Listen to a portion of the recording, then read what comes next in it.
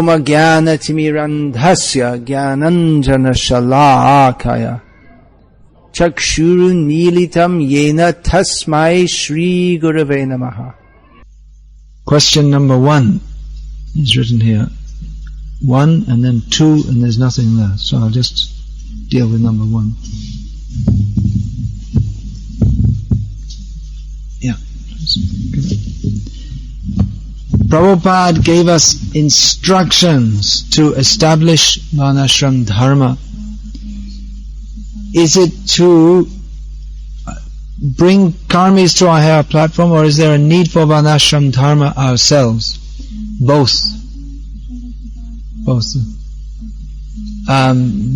There's a series of conversations with Prabhupada specifically on this subject, and he said that the Vaishnavas will take various roles to teach others, to teach the people in general. A Vaishnav may act as a Brahman, Kshatriya, Vaishya or Shudra, but he's not. He's a Vaishnav.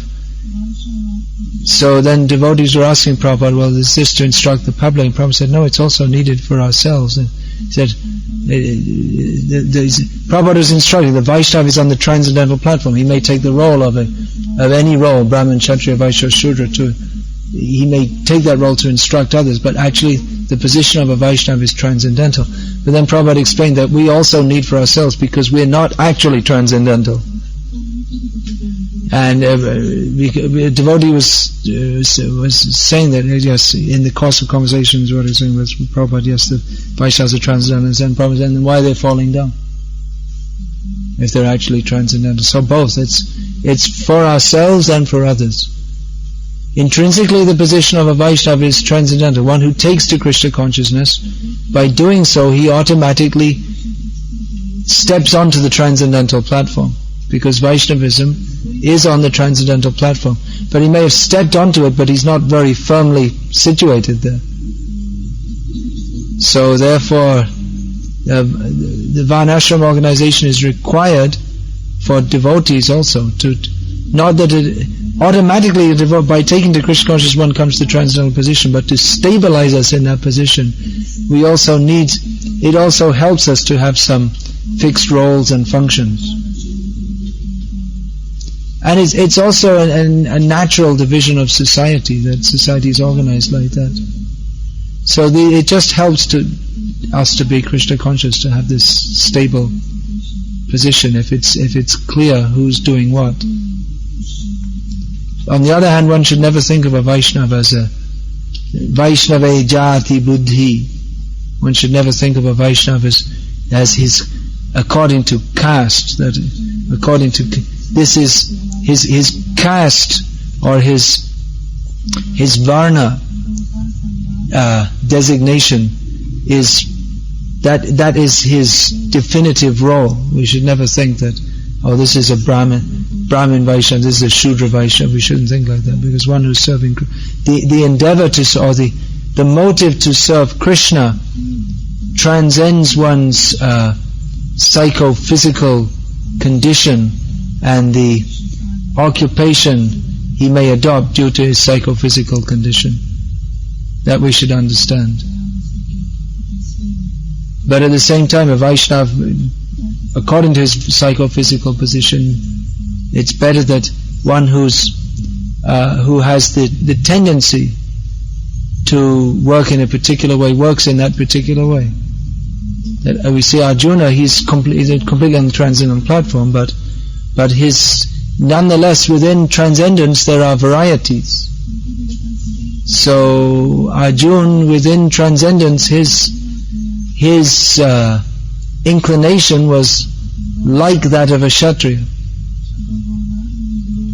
So he was engaged like that, and Krishna told him that not to even think of taking up someone else's role. That would not be good for him or for others. Swadharme nitanam shreya paradharma bhayavahat. Krishna, twice Krishna says this in Bhagavad Gita, that if one follows one's swadharma, or duties according to his varna and ashram, that will be shreya, that will be beneficial in the long term. But to adopt someone else's dharma, which is not according to one's psychophysical position, that will not be beneficial. That will not help us in the long run. Now, in our Krishna conscious movement, we in the temples especially, we engage people on what is actually the totally transcendental or surrendered platform. Do the needful, Prabhupada would say. Whatever is required to be done, do it. So that is usually the training in the beginning, but after some time we find that it's in the beginning where we're trained in full surrender. But then afterwards, taking that attitude of full surrender, it's better to be engaged in a manner which is suitable for our acquired psychophysical needs. So we'll find that automatically after some time devotees gravitate to the kind of service that is suitable for them, or that they prefer to do, such as pujari or preacher or teacher, cook, or whatever it may be. Now another thing that's happening is that devotees, after living in the temple, or maybe they never live in a temple, their occupation is dictated by the need to get money to live in modern life, so they may not be doing what they like to do. Whereas one thing in traditional Varnasram culture is that everyone does what they like to do for Krishna. Whereas in modern life, you may be forced by economic needs to do something that you don't really like to do. And most people in the modern world are doing things that they don't like to do, it's very harmful for them, even psychologically. That they spend most of their time doing a job which, if they had to choose, they wouldn't do it. So it's very harmful. But devotees may also be forced to, by necessity, by economic necessity, to take up some occupation that they don't like. They'd rather do something else. So again, it comes back that Prabhupada was saying we should set up our own communities, and then everyone can be engaged according to their need and desire. Of course, it's not that we always do whatever we like. There may be some things that we don't like to do, even within our natural occupation. Just like Arjuna's natural occupation was a kshatriya, and it wasn't that he didn't like to fight. A kshatriya likes to fight, and Arjuna had been in plenty of fights, but this particular fight he didn't want to do. But then Krishna said, well, that's your duty, you have to do it anyway. The Dharma is quite a complex topic, actually. It's not such an easy thing to understand. Therefore, what is Dharma Tattva? What is this topic of Dharma? How to understand it? So, Yudhishthira Maharaj, he gave how we can understand Dharma Tattva. He said that, the famous verse that, Tarko apratishta, Shrutiyo vibhinna, na sabrishya yasya matang na binham, dharmasya tatvang nihitam guhayam, mahajano yena gata sapanta. That if we try to understand Dharma simply by discussion, it won't, by debate, it won't be established. Tarka apratishta. Shrutiyo vibhinna, and if we quote different shrutis, or Vedic injunctions, we'll find that they clash. There are different Vedic injunctions. And then if we try to compare the opinions of different rishis, that will also cause confusion, because different rishis say different things. So therefore we have to find the self-realized person, and who within his heart the Dharma Tattva is established, and follow in the footsteps of self-realized persons. Dharma can actually be understood by someone who's fully Krishna conscious. That's the import of this verse. Alright, anything else? Sometimes great devotees say, I am fully surrendered to your lotus feet. But whenever I think I am completely Now I'm completely surrendered. The tendency is that I come proud. How to solve this? Well, it probably means you're not fully surrendered. It's easy to say. It's easy to say, but it's actually to be on that platform is something else. Anyone can say, I'm fully surrendered. Anyone can say, but to actually be, if we're fully surrendered, then if we're actually on that platform, then all the natural qualities of the soul, which are to be humble, not proud, to be compassionate, all these qualities, they naturally manifest along with full surrender. So, if one is actually fully surrendered, then he won't be proud. So it's not just a matter of saying it, it's a matter of actually cultivating anukul yasya sankalpa pratikul yasya bhajan. What is surrender? The 6 factors of surrender. Performing everything favorable for advancement in Krishna consciousness, rejecting everything that is unfavorable. Pratikul yasya varjanam, rakshishyatiti vishvasa, having firm faith that Krishna is protecting me. Goptridvai varanam tata, and that Krishna is maintaining me, not going to anyone else. Then atma nikshepa, the full surrender in the mind, body and words fully engaged in Krishna's service. Atma nikshepa. And karpanya, one symptom of full surrender is full humility. So if you're feeling, I'm fully surrendered, and then if you're proud feeling like that, then that's not surrender. So it's not just saying, but we have to actually do. Prabhupada established the Sunday feast, also known as a Sunday feast of love. In English, love feast. This term love feast was actually, in the first feast, it was introduced by Kirtanananda Swami. So he suggested it be called a love feast, because like the hippies, it was introduced among the hippies, and as I was saying yesterday, I was giving some description of the hippies' concept of love. So it appealed to the hippies, and Prabhupada, some devotees thought it sounded a little strange, but Prabhupada approved. Okay, call it a love feast. Nowadays we can see that some Sundays are charging tickets for the Sunday feast. Is it contrary with Prabhupada's concept about the Sunday feast? There's no love in the marketplace. There's a comment here. Well, Prabhupada also approved later on in Los Angeles, when Tamal Krishna Das Adhikari at the time, or Brahmachari, I'm not sure, before he took sannyas, he introduced a payment for the Sunday feast. Prabhupada also approved of that, because it was seen that some people were we find generally at the Sunday feast all over the world that many people come just before prasadam is served, and they only come to eat. So Prabhupada approved that they pay something also. And those who are interested in the hearing and chanting that goes along with the Sunday, it's supposed to be a Sunday festival, not just a feast, they won't mind paying something.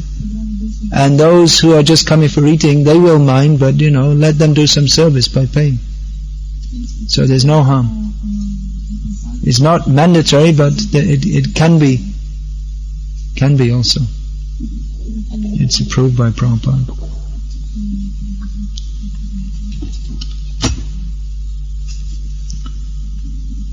Many ISKCON devotees, even Prabhupada disciples, are singing songs which are not sung by previous acharyas. Is this song Radhe Radhe Govinda Govinda Radhe, is it bona fide? It's Nam Kirtan, so we can't say it's not bona fide, but personally I'd rather do Nam Kirtan as given to us by our acharyas. Is singing Radhe Radhe okay? Well, it depends who you are. If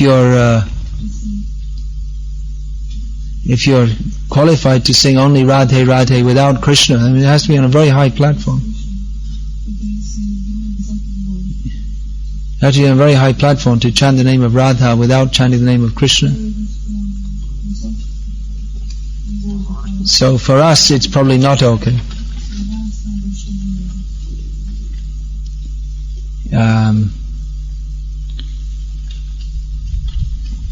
Singing Radhe Radhe, that means that either one is on the platform of the liberated souls who glorify Radharani even without Krishna,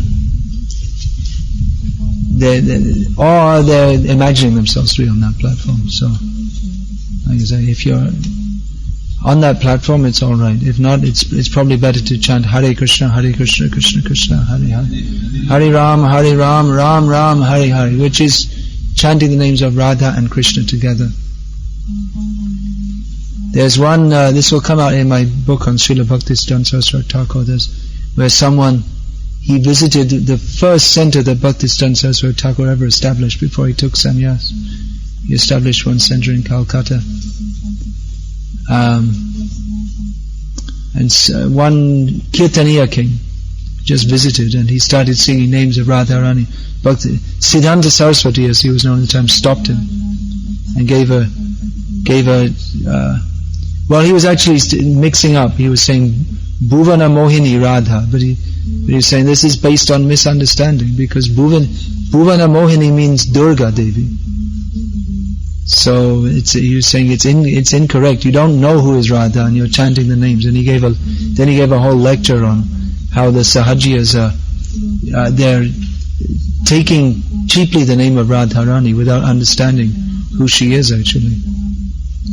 And also our own Srila Prabhupada, he didn't promote that. There's one the ex-Harikesh Swami, who was after all very closely serving Srila Prabhupada for many years, recounted one incident where in Vrindavan Prabhupada had him sing the Mangal Arati in Prabhupada's room, and at the end Harikesh started singing Jairate, and Prabhupada stopped him. Like, he was actually quite angry at him singing Jairate, and he was saying this is in Vrindavan, in the Brahma Muhurta, with Prabhupada, who's Radharani's intimate devotee, and he stopped him from singing. You don't sing that. Now that's interesting. Why should Prabhupada stop the singing of Jairate? Because Gauriya Vaishnavism is meant for serving Radha Krishna. And generally the Gauriya Vaishnava, they sing Jairate. But Prabhupada didn't approve of that. It seems that Prabhupada wanted us to have a very cautious approach. And as a matter of fact, Prabhupada didn't sing Jai anything. That was all introduced by others. We hear that Prabhupada chanted Hare Krishna and the songs of the Vaishnava Acharyas. But he didn't end kirtans with Jai anyone or anything. I have an essay on this. I think it's quite widely circulated on kirtan standards. So all these things are discussed in there. Any more questions? Yeah, I guess you can do. It's about you were speaking this morning about this letter you have on BBC. How are we devotees, Islam devotees, to accept such? When I criticize some GBC members not understanding Krishna consciousness, I guess I shouldn't do that. I'm going to get in more trouble. But what can I say? Because this happens all the time. Also, we see these differences. This is normal. Yeah. Then Siddhanta Baliya Chittena Karaha Halash Iha Hoite Krishna Lage Sudira Manosh. One should not be lazy in the matter of understanding Siddhanta. In this way one's mind can become firmly fixed in Krishna consciousness. It's a matter of Siddhanta. He doesn't know what the Siddhanta is. He thinks that Vedic culture, it's just a matter of choosing to wear a dhoti or wear jeans and it's all the same. He doesn't understand the deep significance of it all. It's like the Karmis think, that in the Western countries the culture evolved in such a way, and in India it evolved such a way, and it doesn't really matter what you wear. It evolved differently in different climates. But the point that I was making is that the Krishna conscious culture is not an evolved culture based on sense gratification, but it's that which is given by God Himself, and He Himself lives like this. So we are preparing ourselves to enter into Krishna Samsakara. We just see. Enter into the family of Krishna. So in Krishna's family, they dress in a certain way, and they eat in a certain way, and they talk in a certain way, and they interact with each other in a certain way, and that's Vaishnava culture. So it's not secondary. In the beginning, we may not emphasize when people just first come that because it may be too much for them to change one's whole cultural outlook is a very big thing. So it may be gradually introduced, and the main activities, chanting, taking prasad, they may come in the beginning. But actually Krishna consciousness, Vedic culture ultimately is Krishna consciousness. So it's not that it's Krishna conscious. We don't need to practice Vedic culture and Krishna consciousness because they're inseparable. Krishna consciousness is Vedic culture. There may be Vedic culture without Krishna consciousness, but there's no Krishna consciousness without Vedic culture. Vedic culture in its lower stage, I explained it, I'm just saying, summarizing what I said. Vedic culture in its lower stages, or in the Mayic phase, or in the phase of Maya, it may be practiced without understanding why it should be practiced, which is, it's meant to be practiced for Krishna's pleasure. But by doing so, it prepares us prepares one to accept Krishna consciousness. So one can come to Krishna consciousness without going through Vedic culture. But you can't actually become Krishna conscious unless you enter into Vedic culture, because Krishna consciousness is Vedic culture. Krishna in the spiritual world lives according to what we call Vedic culture. So it should be understood clearly that Vedic culture is that way of living which satisfies Krishna, and He Himself lives like that. So we can't separate Vedic culture from Krishna consciousness. It's not possible. It's a misunderstanding. Because in the beginning stages, we don't stress wear dhoti and all this, and actually even in the advanced stage you can wear pant and shirts and this and that for preaching. You can do so, but a devotee naturally, just like Bhaktivinoda Thakur, again talking about those things which are in another song, talking about that which is favorable for devotional service. He says, Gaura Bhakta Priya Vesha Dadhamana Tilak Tulasi Mala Shobhamana. He talks of wearing that dress which is dear to the devotees of Chaitanya Mahaprabhu, and it's not Levi jeans.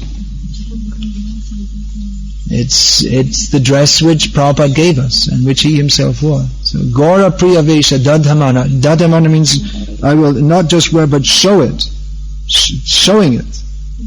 And then Tilak Tulasi Mala Shobhaman, and decorated, looking very nice with Tilak and Tulsi Mala.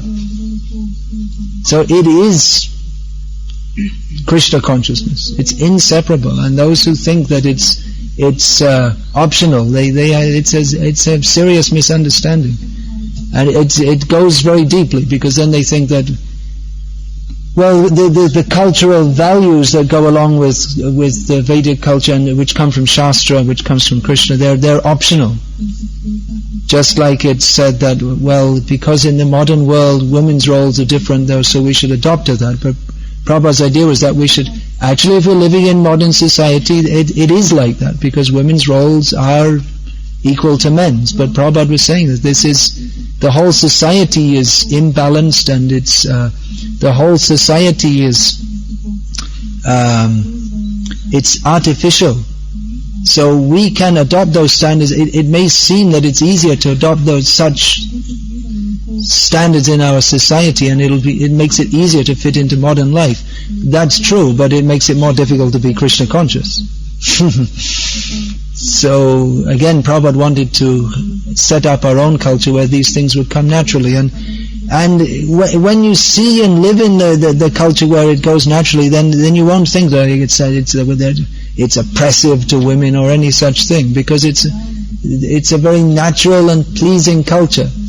And although women's roles are in one way submissive, it's again, it's very natural for their psychophysical condition. It's very natural for a woman's psychophysical condition to have babies, which is not considered in modern life, where they think that women should have careers. Their career is more important than the baby is just something which gets in the way, and you get a few months off work, and then you send the kid to the kindergarten, and the baby is just an interference in the career, because you have to become the prime minister or something, or a jet pilot or something like this. But it's natural that women have babies. So, and babies need a lot of looking after, otherwise they turn into the horrible monsters that's like the normal citizen of the modern world. So it's totally psychologically imbalanced, and physically also very bad condition. So it's natural that women have babies, and they look after them, and they invest a lot of time in that. Their life is centered around the home, but it's not that the women don't work and contribute they also contribute to the economy, just like at home. In any traditional culture, not only Vedic culture, they'll not only look after babies, they'll contribute to the home economy, which actually the money didn't figure in it. Money wasn't there, but things like helping with, they'd have the kitchen garden and looking after the bees and weaving. It's all part of economic development. So it was a group effort, and men and women, they had different roles. That's all. So women were, or not were, but are required to be protected. So it's a very natural kind of thing. But because we're brought up in this modern way of life, we think that the way modern society is set up, that's normal. But it's not. It's abnormal, and it produces abnormal people, very strange people who they have very bad habits.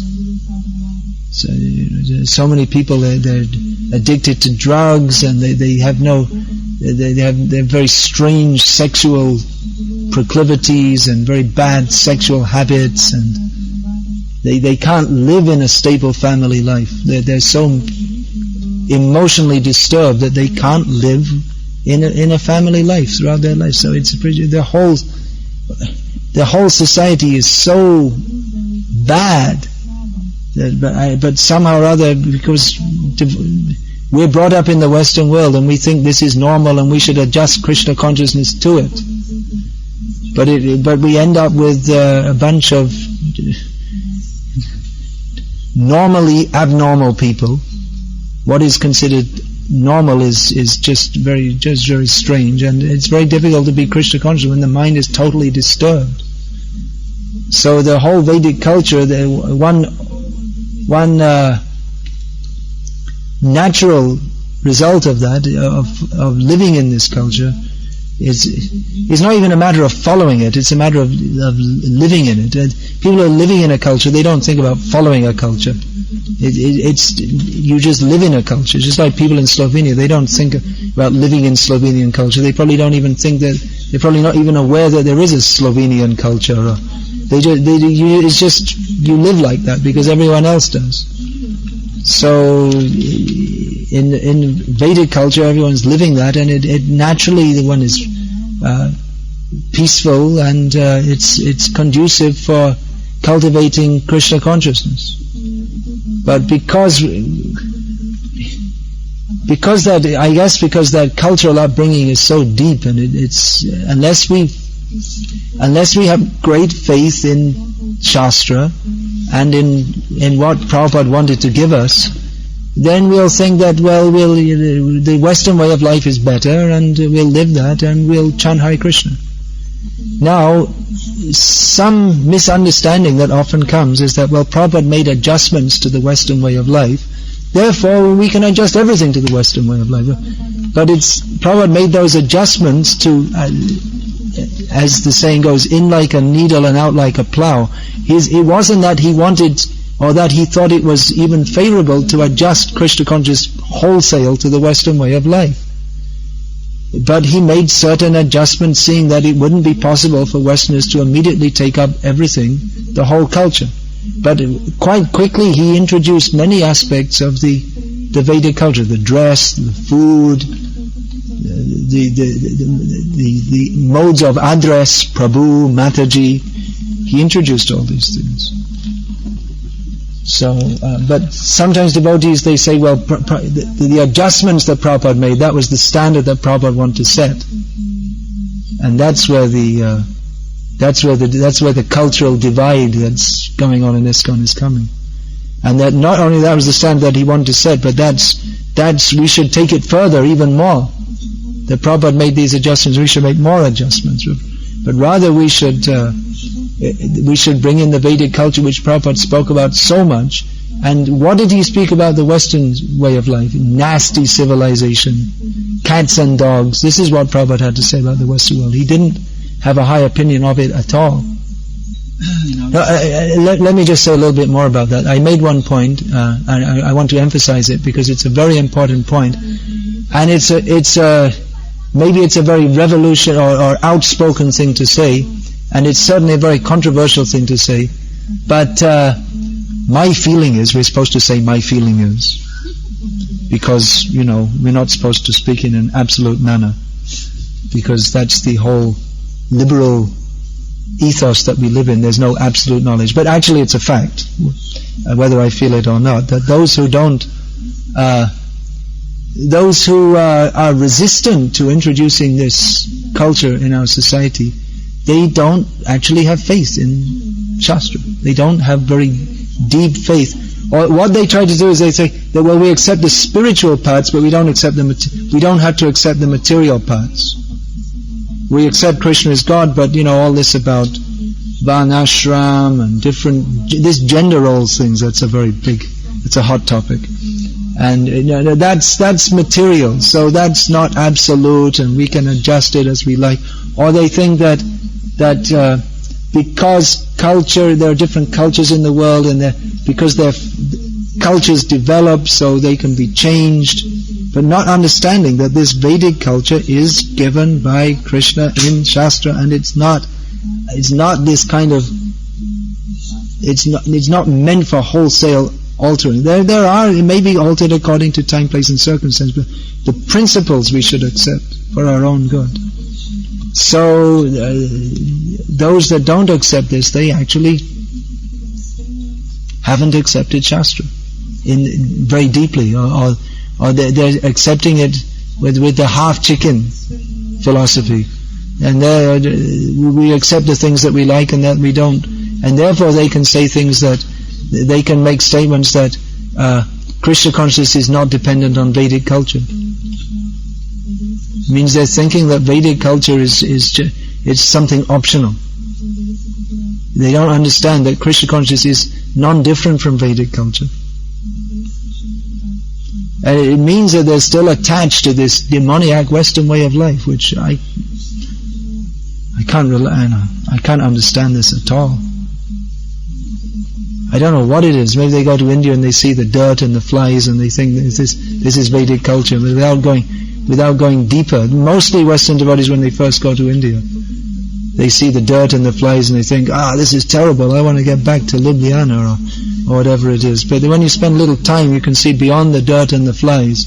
That's not Vedic culture. We don't find description of dirty. We find Dwarka, a city, very cleanly kept. So another thing they often do, our cultural opponents within ISKCON, is they always like to show how India is presently degraded, which has got nothing to do with what we're talking. It's not that we're saying that we should follow the degraded standard that India has now got, but we want to follow the actual standard that's been set generation after generation. Just like Prabhupada met one anthropologist from America. He met him in Andhra Pradesh, and he asked him what he was doing in India, and he said, I'm studying the tribal people. That's what anthropologists generally do. They study tribal people. Well, they also study modern urban people. The Naked Ape, the Human Zoo. This Desmond Morris wrote these famous books. So Prabhupada said, why don't you study the advanced people? Why are you studying the tribals? Study the advanced people in India. You can get a benefit. What are you going to benefit from studying the tribal? Actually, the tribal people are more advanced culturally than the American city jungle dwellers. It's a fact, actually. Many of the Tejas Prabhu was telling me he was living in the jungle in Andhra Pradesh. He was sent by the Peace Corps, the American Peace Corps. So he was living there for 2 years, and he found they were culturally very advanced. They would chant the names of the Lord, and the men and women would live separately, and they would only cohabit for producing children. I mean, these are tribals. So what to speak of the Brahmins? Now the Brahmins have fallen generally, but there are very high class people. Prabhupada said, why don't you study them? You can benefit from studying them. So these are some of the problems, and unless one has a very clear understanding of all these shastric points, and it's very easy to be misled. And then there's this whole thing about academic studies, and which yes can be used in Krishna's service, but the trouble comes when we adopt the whole way of thinking and apply it to our society, and this is it's a major problem in our society at the present time, that we're adopting the Karmi academic way of thinking to our society instead of the Shastric way of thinking. We should see through Shastra Chakshu. We should see through the eye of Shastra, not through the eye of someone who's blind, the blind scholars. And yathandai upaniyamanas tepisha tantram urudam nibadha. The blind following the blind, they all fall into the ditch. So these things are going on. That we'll often find discussing social issues in ISKCON, they quote this sociologist and that psychologist. What about quoting Vyasadeva? He's the best sociologist and anthropologist. But they'll think, well, that applies to the ancient Indian culture and it doesn't apply to modern life. We have to see what the sociologists say because they're in touch with modern life. Vyasadeva was writing for different time and place. But Vyasadeva is Trikalagya. You can see past, present and future. That's stated in Bhagavatam, just this section we're going through, that Vyasadeva, he in trance, he saw the whole future of Kali Yuga, and he wrote the Bhagavatam for Kali Yuga. It's not that it was written only for 5,000 years ago in India. It was written for us now. Kalo nashta drishamesha purana akal dinodita. Persons who have lost their vision due to the dense darkness of the age of Kali will get light from this Bhagavat Purana. But we see that there are statements, just like someone wrote in a devotee who's in the university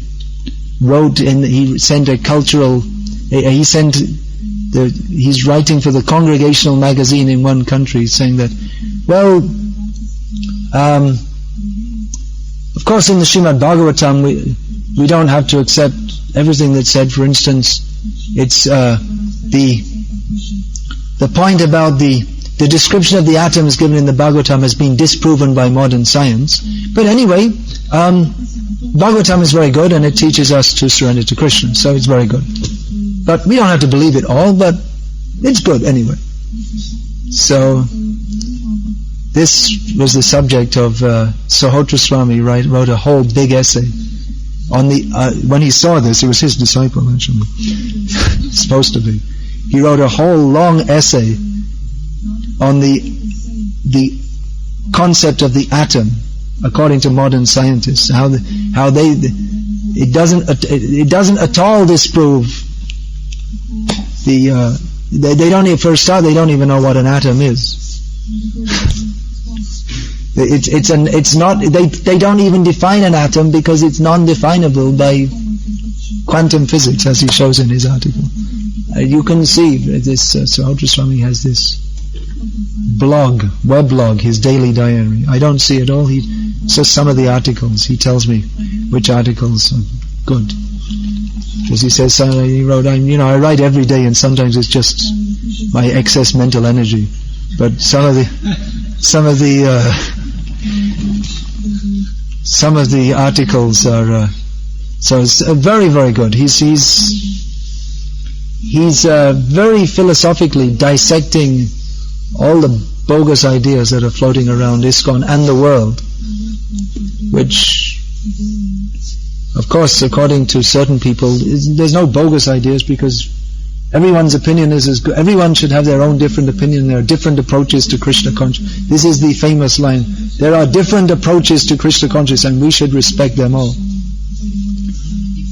Unity in diversity. Prabhupada actually said unity in diversity, but the thing is that the diversity doesn't, there are parameters also. It's not the unity in diversity of where's the hot dogs, let's go to McDonald's and have some hamburgers, Big Mac. It's unity in diversity. You see, we're also devotees. But there are parameters. There's parameter, means within Shastra. We have to follow what's given by our acharyas and according to Shastra. So within that, there may be diversity, not beyond that. Beyond that is karma, jnana and yoga, and gross sinful life, vikarma. So we may say, well, it's all Krishna consciousness and we're not breaking the principles, but ultimately it will lead to fall down. It is in itself a subtle fall down if we don't accept Shastra and we don't accept the acharyas and we think we can invent our own way. It's just arrogance. In the name of being liberal and accepting everyone. What is this, accepting all opinions? That's Ramakrishna's nonsense. Jyotirpat. Prabhupada came to teach us a whole way of life. Yeah, so we should follow that. It's a simple principle. Mahajano yena gata sapanta. To follow the path given by the previous acharyas. But then,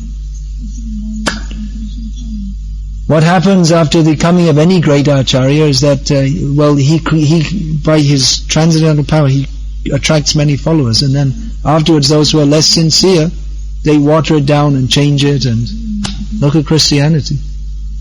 Even Chaitanya Mahaprabhu, shortly after his disappearance, that's recorded by Vrindavan Das Thakur and Chaitanya Bhagavat, how there were so many people misrepresenting, taking advantage, and so I guess it's inevitable. But we should understand very clearly what is the fact according to Shastra. Study Prabhupada's books. And of course different people will interpret in different ways. Then what to do? Then you have to. Then we come to the process of Shastric discussion. And ultimately those who are sincere different people will be attracted to different paths or different approaches. Moghasha, Mogha Karmano, Mogha Jnana Vichetasa, Rakshasam Asurin Chaiva, Prakriting Mohining Shitaha. Prabhupada translates this, that those who are attracted to demoniac and, what's the other word? Do we have Bhagavad Gita here in English? Probably not. And atheistic views. For persons who are attracted by such atheistic and demoniac views, their hopes for liberation, Moghasha, Mogha, Karmano, their I can't remember exactly the English term. Their hopes for their endeavors for their hopes of fruitive success, their hopes for liberation, it's all spoiled. There's no hope.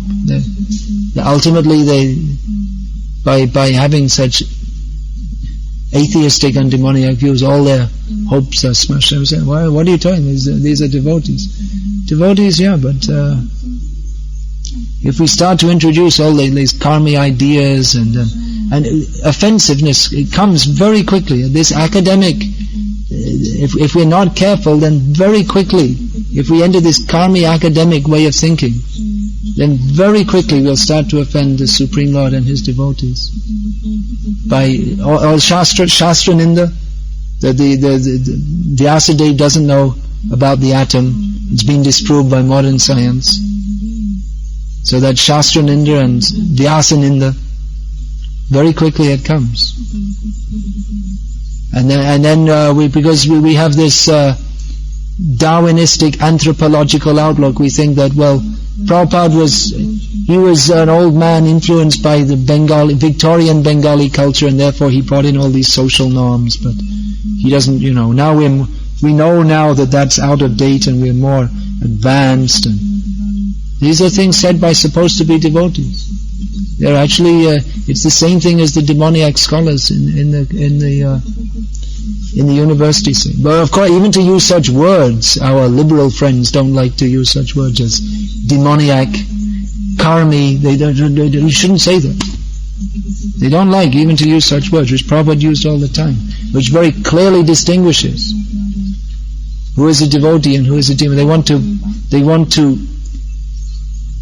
merge the identity of devotee and karmi all into one, because they're living practically like karmis, isn't it? Those who are promoting these things, they're living like karmis, and little bit the Krishna consciousness becomes our religion, my religion, just like the average person, the normal person, as they say.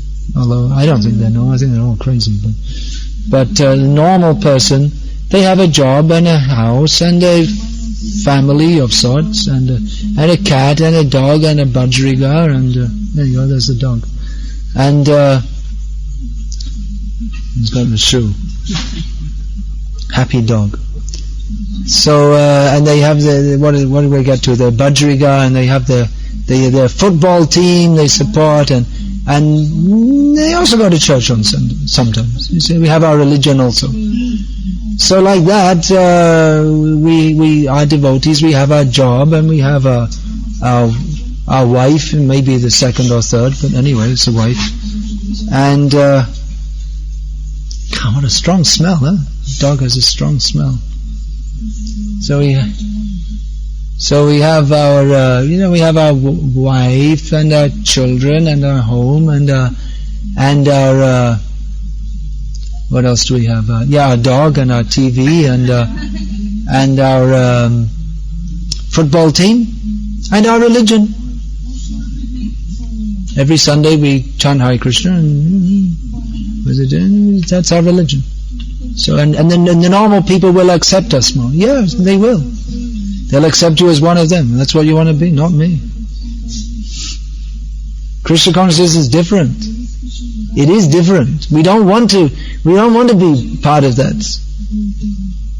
Why are we dressing like this? Because one reason is we want to show we are different. This means we accept that Krishna consciousness is a better way of life than your life. This is what it means that when we wear this. That's why some devotees may be afraid to wear it. It's a statement that we reject your society. We reject everything it stands for. That's why it is important. It affects our consciousness. How we dress. This is a symbol that we accept a different culture, a different way of life. So it is important. What were you going to say? You had some question, and yeah, it's all connected. Yeah. Management or in our day-to-day activities also, sometimes we commit mistakes, and but there is no that. What's not institutionalized? The responsibility of leaders. Someone who commits mistakes, like for example, we have this very sad, very bad example of these children which were molested in the now everybody has to pay. Now all world has to pay for someone's mistakes, and some leaders knew for that, for example, but nothing was done in time. So this Monday sentiment is there. Sometimes, like for example, if you see some other institutions, like religious groups, like for example this Jehovah's Witnesses, they have like every year expelling from their society I don't know how many members, those who are not pitting, who are not following the certain thing. So, and in our society there is in the name of compassion and there is some sentiment is there. Yeah. Everybody can do any nonsense thing, and nobody is responsible. It's a problem. It's a problem. Yeah, in the Kami world, who is that? Someone was just pointing out that the head of the Bank of Ireland was found out that he was watching he was going to adult internet sites, means porno, I presume, at work. It was found out, and it wasn't illegal to do so, but it was against the company rules. So he was actually, they said he's like a very competent chief executive officer, very, very competent and doing a very good job, but he resigned because he felt that it was his moral responsibility to do so. He could have made a case and he could have stayed on, but he resigned. So that doesn't happen in our society. If it did, I don't know. We don't have that many leaders. Maybe because people of leadership capacity, when they see this, then they don't become attracted to join. Maybe that's one reason. We don't have leaders because they're not responsible. There's no accountability, actually. I don't know. It's a tough. I can't change the whole ethos, but it is a problem that generally the leaders don't take responsibility for mistakes. I mean, serious mistakes. There should be something. I mean, at least they should. You'd think someone would step down at least for some time. It's a tough one. The only thing we can do is, I think in the present time is, we should try to rectify situations, but as you know and I know, it's often very difficult to rectify even glaring faults. It's very difficult because, I don't know why, but it is. And usually someone who points out something wrong, they become themselves accused of Vaishnava Aparad and this and that. So, I guess my general outlook is that I try to set a good example and associate with devotees who are sincere and honest, and I'd point out some of the most glaring faults and write books in which the proper standard is established. It's a difficult path, in as much as if you're speaking up and saying this is right and that is wrong, even if it's according to Shastra, then people will be watching for any small fault and they'll amplify it. Whereas if you say that, everything's okay, everyone can do whatever they like, and then you can also do whatever you like and no one will care. So if we just say that everything's okay and everyone can do what they like, it's not actually conducive for spiritual advancement. It doesn't create an atmosphere of spiritual advancement. It's supposed to be a pushing movement where everyone's pushing each other up, and with standards that we have to come up to. But if we say everything's okay, then there's no standards. And then there's no advancement. And then it just becomes another mundane religion. So it is. It's a difficult path to in ISKCON at the present time to attempt to strictly follow what Prabhupada said is as one temple president said to me, it's not considered nowadays. If you strictly follow Prabhupada, it's considered unusual and wrong in ISKCON. This is one of my godbrothers, who's a town president, said to me about 2 years ago. It's a very strange situation, but that's it. It's a difficult path when we have to Kshurasya dhara nishita duratyaya. It's like this, the razor's edge. But it's the only path. Because if we just merge into I'm okay, you're okay, then we're not going anywhere. We have to take the risk to be Krishna conscious. And I also feel, especially as a sannyasi in Prabhupada's movement, that it's my duty to try to set things right as much as possible. And it's not easy, and accused of being arrogant and so many things, but I mean it's just a matter of pointing out this is what Prabhupada gave and this is what we have. Now, are the two things the same? If not, then we should rectify it. But to point out such things generally is not appreciated nowadays, but I'm not going for the general appreciation. I want to get Prabhupada's appreciation. I pray that he may be satisfied. Difficult times, no doubt. But like that, keep good association and stick to the proper standards. And whatever else anyone may do or say, then we can't go wrong if we do that. We'll get the mercy of the acharyas. We may not be popular, but we'll get the mercy of the acharyas.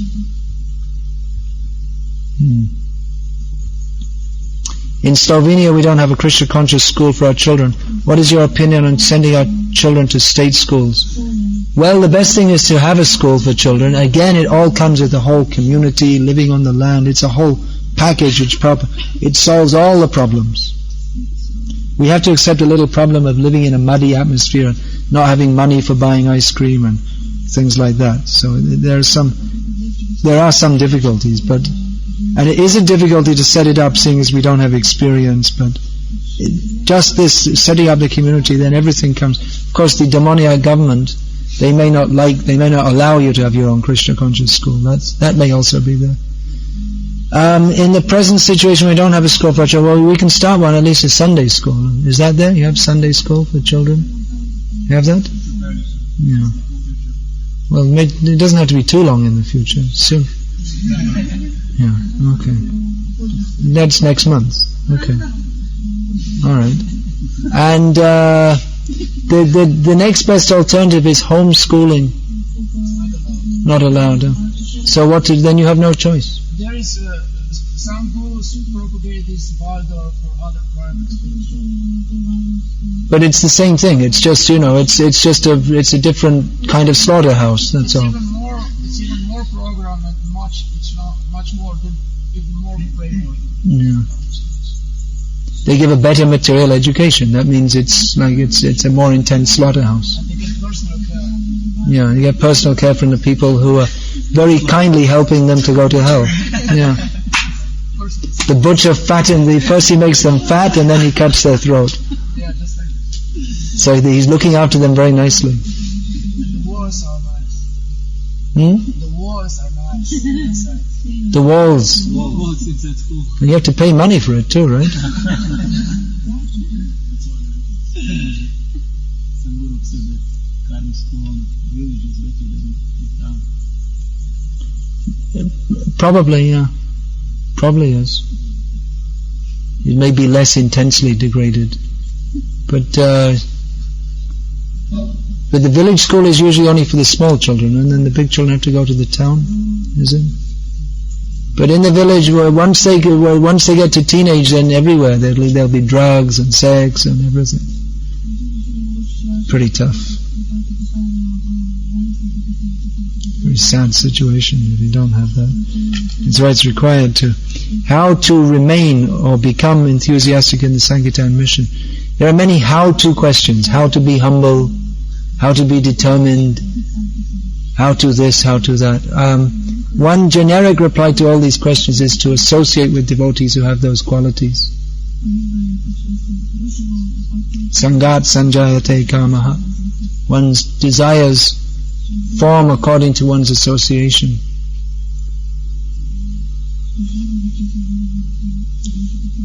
So you associate with devotees who are enthusiastic, and automatically by their association you'll become enthusiastic, and you see what they're doing and you do it. It is said that Krishna forgives all aparads, such as Nama aparad, Seva aparad. But if we do Vaishnava aparad, Krishna never forgives. No, he does forgive. But if the Vaishnava releases us, then Krishna also releases us. If the Vaishnava forgives, then Krishna also forgives. It's not that Krishna goes on not forgiving after but first he wants that the Vaishnava shall release us. If we were in association with a person who was doing aparads, what must we do now that would help us minimize the reactions? Is asking forgiveness enough? What is the best way to behave? And is there a possibility to progress further in our spiritual life? Well, to overcome Vaishnava aparad, yes, if we've specifically offended anyone, we should personally ask their forgiveness and try to serve them. And if it's general, if we've in general been offending Vaishnavas, then we should instead have the habit of praising them. And that's very important also. Like now I've just been talking about how there are devotees who are becoming involved in different ways of thinking, and we have to be careful also, because after all they are devotees, and although they may be imbibing values from the demoniac society, if we have a wholly critical attitude, then that may be harmful for our own spiritual life. So it's a fine line between discriminating and offending. We have to be very careful. I've seen devotees, and I've been warned about this myself also, that devotees who are critical of others, even with valid criticisms, they have fallen down due to developing an overly critical mentality. So it's important to not develop an overly critical mentality while maintaining firm discrimination at the same time, and associate with and praise those devotees who we find inspiration from. And it's a very bad situation. We don't find inspiration in any devotees. Then we're in trouble. So I guess I should administer some of this medicine to myself. I just appreciating Lokanath Maharaj was here, and his enthusiasm for non-stop speaking about Krishna and chanting the names of Krishna, and he's taken time off in the last few years for deep study and studying Sanskrit, and he's obviously become very deep realizations of Shastra. When he's speaking, it's not just something that came out of a book, but he also has insights that have been revealed to him within the heart. So that's very wonderful, isn't it? And he's traveling all over the world and inspiring people like that, and inspiring devotees in Krishna consciousness. I was just in Lithuania, and Niranjan Maharaj, his kirtans are so wonderful. You see, kirtans can be very wonderful. There's a lot of energy put into them. They're very musically wonderful, but it's something to really wonderful kirtans. They come not just because we have a lot of energy and we want to let it out, but kirtan doesn't actually take place in the tongue or the throat. Kirtan begins here. The real kirtan is coming from the heart. The real glorification, it's glorification of Krishna. And actually ecstatic kirtan means that which is from devotees who actually have fixed in their heart that attitude of wanting to please Krishna. So I always, always means once a year practically, I'm in the association of Niranjan Maharaj at that Lithuania festival, and his kirtans are always very, very inspiring, because they are coming from a purified heart, and his preaching he's always glorifying pure devotional service.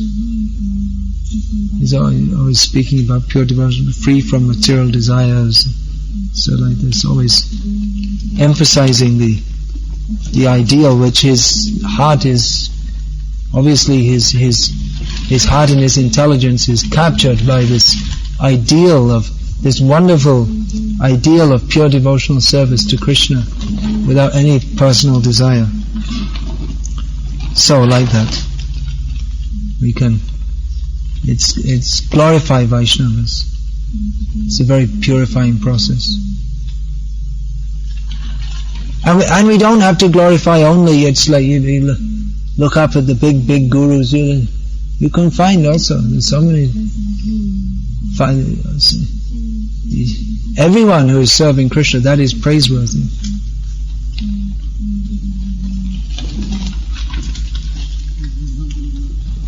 We have here, I want to speak more about that on Sunday, but I can say now also that it's very wonderful that this whole ISKCON in Slovenia was in a very confused condition just a short time ago, but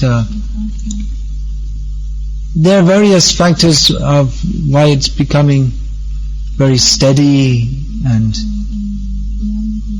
normal according to real Krishna conscious standards now, but we have to especially note the contribution of Ananta and Lalit Govinda Prabhus who in the difficult situation they moved into the temple, and they gradually, by patience, very patiently, they went on with their Krishna consciousness, and gradually the whole situation is becoming very favorable again.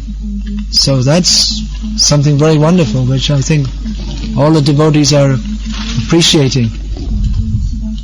Ananta also, of course, he could have gone on with a career and not taken on all this trouble. He could have he had his university degree, but he stepped into the troubled situation and took up that difficulty, and by his gradual service, by the very sattvic and with a very much service-oriented mood, cooperating very nicely. Of course, Ananta is very young, both as a devotee and as a person. He doesn't have much experience in the world at all, but Lalit Govinda is a very experienced, so the combination of both of them is very good combination, and we can see how that Krishna consciousness goes forward on the basis of Krishna consciousness.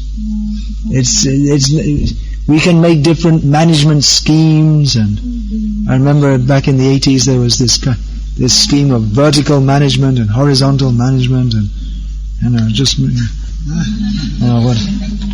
some Karmi management scheme that you have to have a university degree to understand it all, but ultimately everything works if there's Krishna consciousness, and even if the management isn't very professional, everything goes on very nicely if people are Krishna. I'm not saying that if we're Krishna conscious, I'm not saying that we shouldn't have system, we should try to manage in it as best a manner as possible, but I've seen just like Tribhuvanath Prabhu, who's very greatly loved devotee, passed away just 2 years ago.